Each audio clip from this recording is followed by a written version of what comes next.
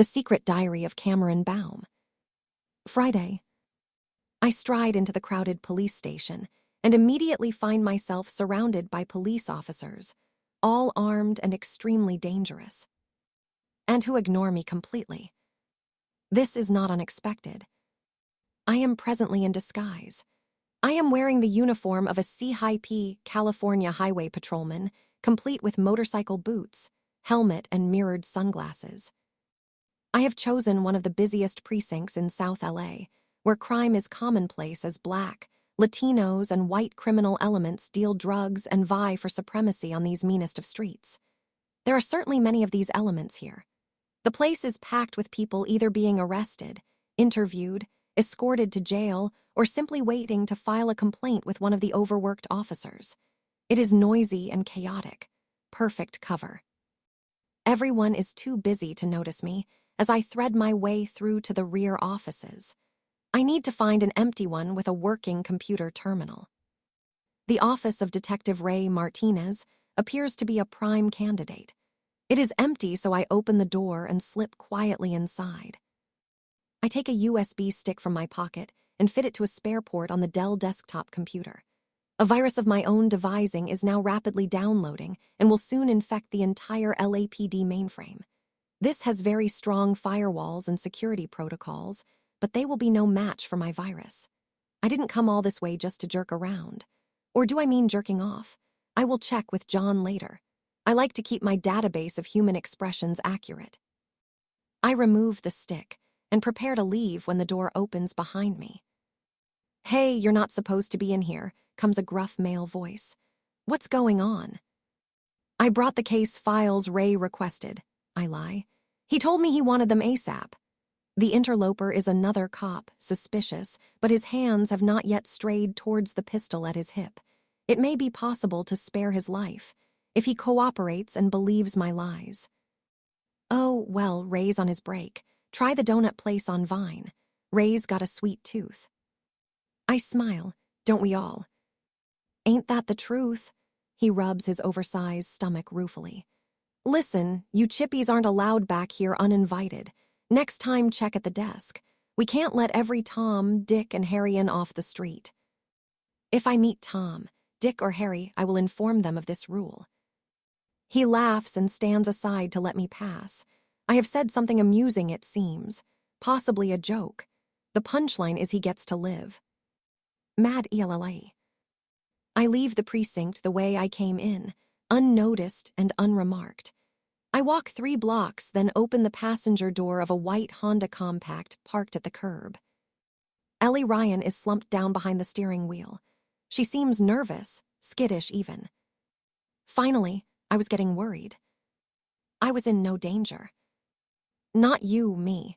This is a seriously badass neighborhood. It's full of gangstas. Gangsters. It seems a quaint 1920s expression. Gangstas. Look, here's one now. A tubby Black woman is walking towards us pushing a pram. "She seems harmless," I suggest. "You think? She probably deals drugs and has an Uzi hidden in the pram. They do, you know. You see it on TV. This place is a war zone." The woman passes us by without a sideways glance. "It appears you were mistaken. You know what they call white people here, the victim. Can we go now? I'm starting to get seriously freaked out." Ellie relaxes once we are on the freeway and heading west towards more prosperous neighborhoods, ones that presumably don't harbor gangstas with prams. "Did everything go okay?" Affirmative. "So the costume fooled them?" Apparently so. Wasn't it a great idea of mine? I concede she performed well. It was Ellie's idea to purchase a CHP uniform from a Hollywood costumer. I had originally intended to steal one from a genuine highway patrolman and assume their identity. This way is better. Less bloodshed. I am learning restraint and to trust others. So I did you a solid. Soiled. A favor. That's what a solid is, a favor. Yes, you did me a solid. Ellie has been a useful partner in crime. This was not a task I could safely divulge to John or his mother. They might not have been so keen permitting me to invade a police precinct and attempt to hack into the entire LAPD mainframe. Sometimes it is necessary to act on my own initiative. Future John granted me this license, to do everything in my power to serve and protect his mother and his younger self. I will not fail him. So, I was thinking maybe you'd do me a solid in return. What do you have in mind? There's a girl at school, Wren Taylor. I nod. She is on my database. Lauren Wren Taylor. We share science class. She tried out for soccer squad but could not trap a ball sufficiently well to meet Ramona's exacting requirements. What about her? I want her whacked. You wish me to hit her. I want you to kill her. Why? Ellie's hands squirm on the wheel. She bugs me. No, that is insufficient reason to terminate someone. Okay. She's dating Michael Carver. The boy you like. No, God no. Why do you say that? Because you draw his likeness constantly. You flashed him a boob once. You stare at him frequently in science class and in the corridors when you pass. Okay, maybe I like him just a teeny tiny bit. Nothing's gonna happen if that skank Wren Taylor's got her claws into him. Just chow down on her neck and drain the bitch dry. No. Ellie sighs with disappointment. Why is it too much to ask? I saw what you did to that girl Caroline when she got too close to your boyfriend. You bashed her brains in with a soccer ball. That was an accident.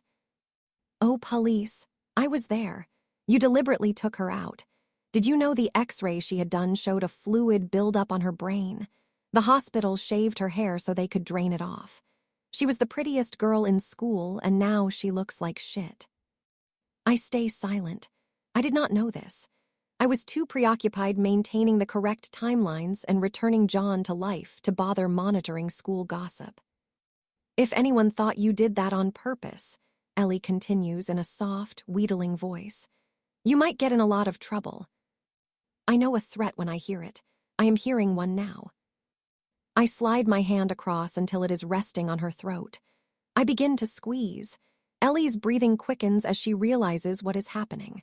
The Honda swerves slightly in its lane. My other hand steadies the wheel. It would be unwise of you to attempt to blackmail me. There will be consequences. No, I'm sorry, she gasps as her airway constricts. I didn't mean it, please. I slowly slacken my grip. You did me a soiled. Now I will do you one in return. I will spare your life. Thank you. Oh, thank you, sweet demon mistress. Home. A chastened Ellie drops me off the customary 3 blocks shy of the safe house. I walk the rest of the way still in costume. My leather boot heels make a satisfying crunching sound as they pound the sidewalk. People clear out of my way believing I am a real cop. Respect, baby. Gerald Ramirez is in his front yard working on the engine of his VW Bug, which seems to be malfunctioning again. It is probably the solenoid, a recurrent problem in these models. He looks up at me and smiles quizzically. Hey Cam, what you been up to? I did a solid. Yeah, good for you. Kinda blocked up myself. Allie says I need more roughage in my diet. He frowns. What's with the get up, fancy dress contest? This seems as good a reason as any for what I am wearing. Yes, I confirm. I won second prize. Oh, congratulations. Thank you. I go inside the house. John and his mother aren't home. They are most likely on a supermarket run. A note on the kitchen table affirms this. It is thoughtful of John to let me know in this manner so that I won't worry or run amok. I find Snowy asleep on the bed in my attic room. He looks up hopefully as I enter, then hunkers down again when he sees I have no food nor inclination to scratch him behind his ears in the manner he so enjoys. He is a slave to sensations. I boot up my laptop computer. A new icon has appeared on my desktop. I click on it. The entire database of the LAPD opens up before me. Several terabytes of data, constantly being added to in real time. Yowza. I type in a search request for John and discover he is dead. This is excellent news. I type in a search request for myself and discover I am also dead. Even better. According to the report, we both perished in the high school fire. It seems the NSA did not share information of our survival with another government agency. I check out NSA agents Foster and Duffy, whom I terminated scant days ago. Neither death made the national media, nor are they on the LAPD database. The NSA are keeping the event under wraps. Interesting. There is little on the investigation into Chola's murder. I terminated her and the bodyguard she traveled with in a motel close to the Mexico border. It is being handled by the San Diego police. There is one small file, the SDPD requesting information on Chola's last known business contacts dated 3 days ago. So far, so good.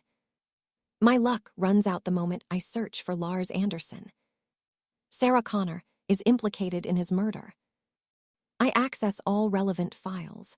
It appears she left blood evidence behind, most likely from the cut she sustained on her forehead during the fight.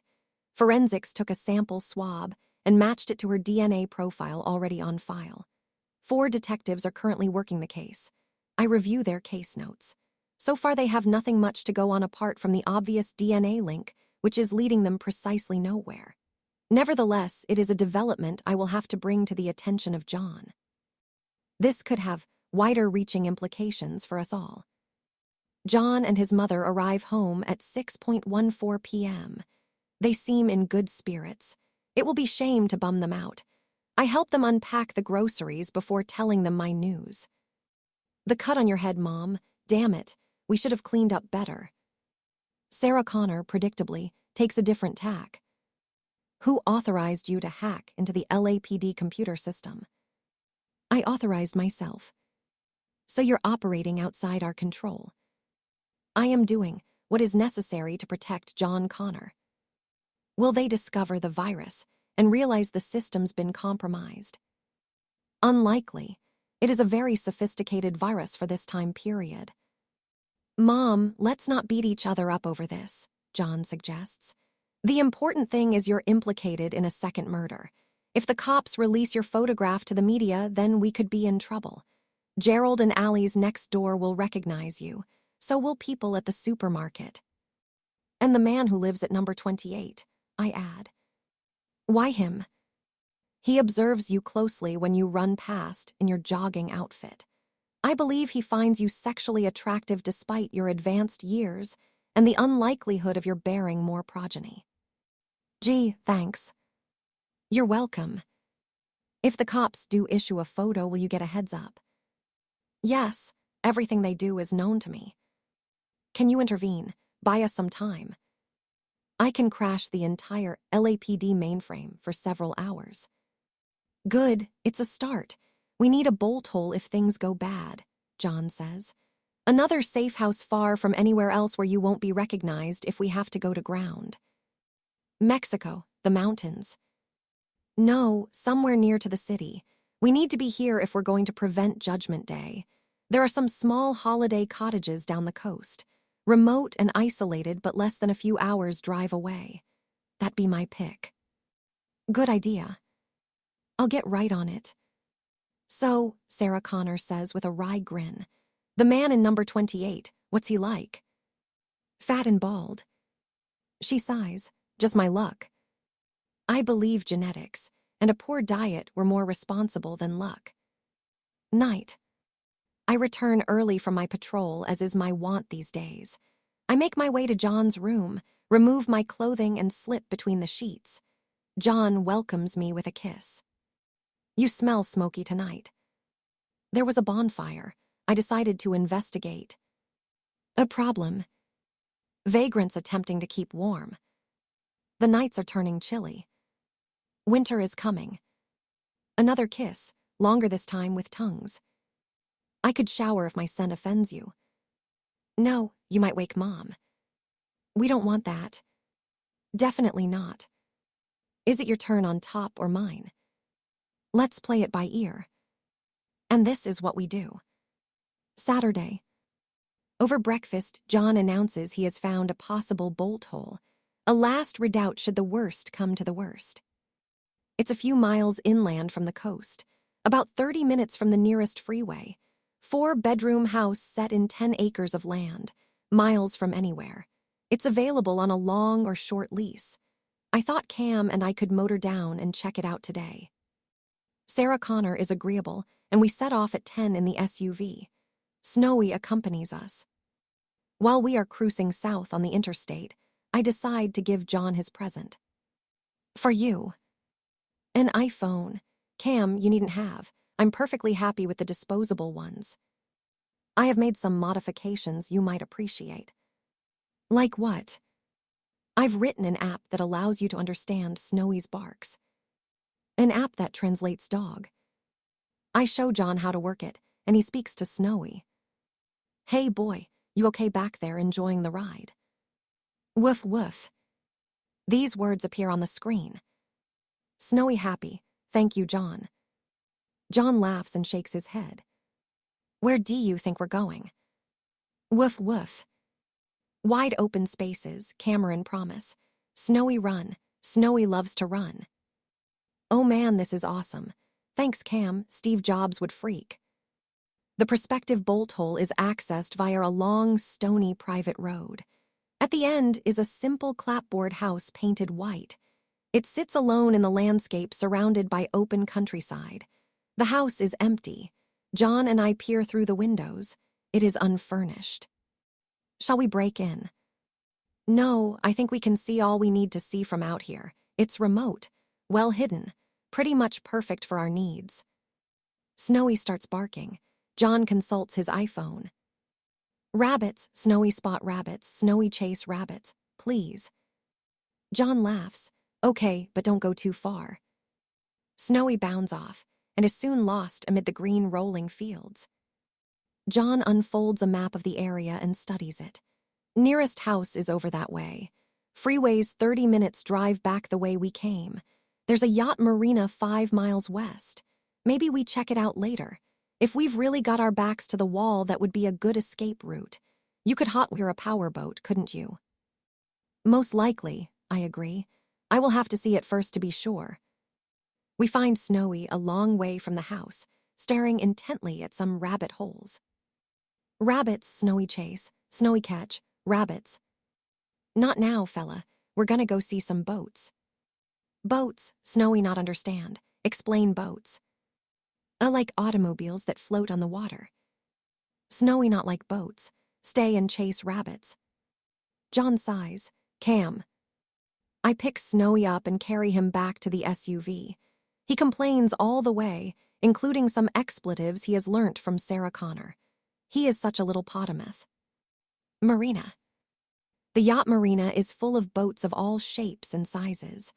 Some have furled sailing rigs, while others are expensive motor cruisers.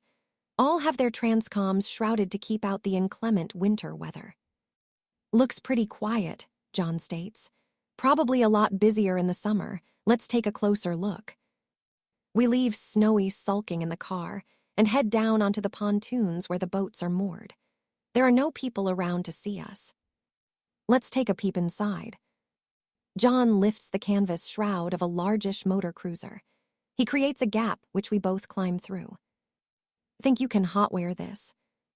I examine the controls. Yes, a piece of pie. Cake, piece of cake. I make the necessary alterations to my database. John explores further.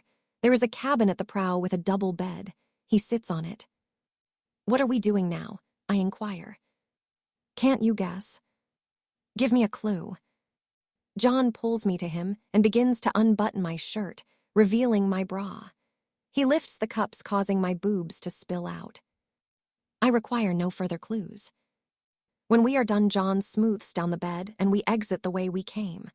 No one notices a thing, except Snowy. Why John and Cameron gone long time? Something came up.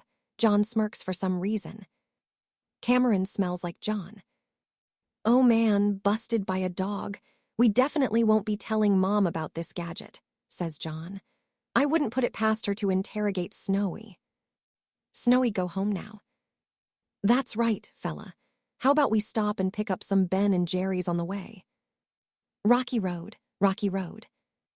John laughs. Sure thing, fella. Snowy love John. Snowy love Cameron. Right back at cha boy. Sunday. John has news for us at breakfast. That emergency safe house we visited. It's ours. I just arranged a year-long lease. How? Sarah Connor demands. I contacted the owner by email and told him I'm a writer looking for someplace quiet and secluded to finish my novel. I wired the cash and it's a done deal. He wasn't suspicious. I can be pretty persuasive. Then I better take a look at this place. Great, we'll drive down today. A family outing. Don't get many of those without people trying to kill us. We arrive at noon. Once the SUV rolls to a stop, Snowy bounds out and disappears into the wide open countryside. He is off to chase rabbits, no doubt. It's certainly remote, Sarah Connor declares, looking around. Yeah, let's take a look inside. The owner said there's a spare key under a plant pot. We find the key and enter the house. Our footsteps echo on the bare floorboards. Power. Just needs the main switch turned on. Water. Same thing, and there are 4 bedrooms. Everyone gets a room, even Snowy. Sarah Connor suggests some improvements to the door locks. I suggest mining the approach road and siting a machine gun turret on the roof. Both ideas are vetoed on the grounds of practicality. Pity.